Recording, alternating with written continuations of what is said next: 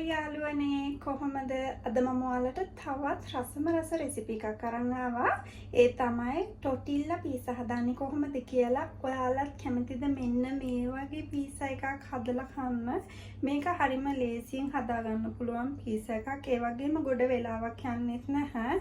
ඔයාලට ගෙදර තියෙන අමුද්‍රව්‍යම පාවිච්චි කරලා ඉක්මනින්ම හදා ගන්න පුළුවන් රෙසිපි එකක් තමයි මේක.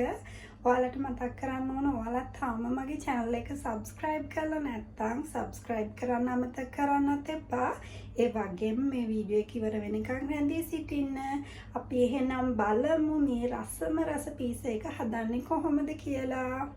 අපිට මේ සඳහා අවශ්‍ය වෙනවා bell peppers, cherry tomato, cream cheese, ලූණු, ඒ වගේම tomato ketchup, ටොටිල්ලා මෙන්න මේ වගේ මම දෙකක් ගන්නවා. ටොටිල්ලා මොසරෙල්ලා චීස් ඕන වෙනවා. මේ තමයි අපිට අවශ්‍ය වෙන ද්‍රව්‍ය. ඔයාලට ඕන නම් තව වැඩිපුර ද්‍රව්‍ය එකතු කරගන්න පුළුවන්.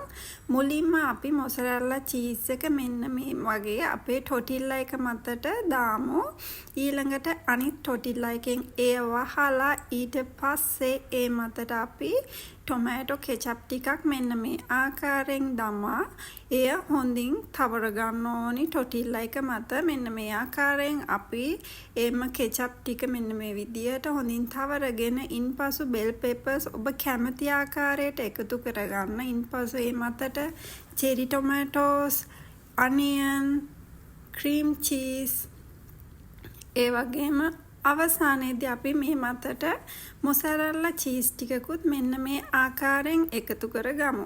ඊළඟට අපි බේක් කිරීම සඳහා යොදා ගන්නා තැටිය මතට මෙන්න මේ ආකාරයෙන් අපේ පීසා එක තබා ගනිමු. ඉන්පසු අපි oven එකට මෙය දමා සෙල්සියස් අංශක 160ක උෂ්ණත්වයට විනාඩි 30ක් තියන්න ඕනි.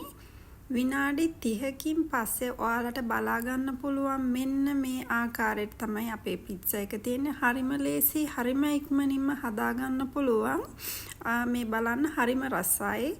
චීස් ගොඩක් කන්න කැමති අයට චීස් ගොඩක් දාලා මේක හදාගෙන කන්න පුළුවන්. අපි කපලා බලමු කොහොමද ඇතුළත කියලා.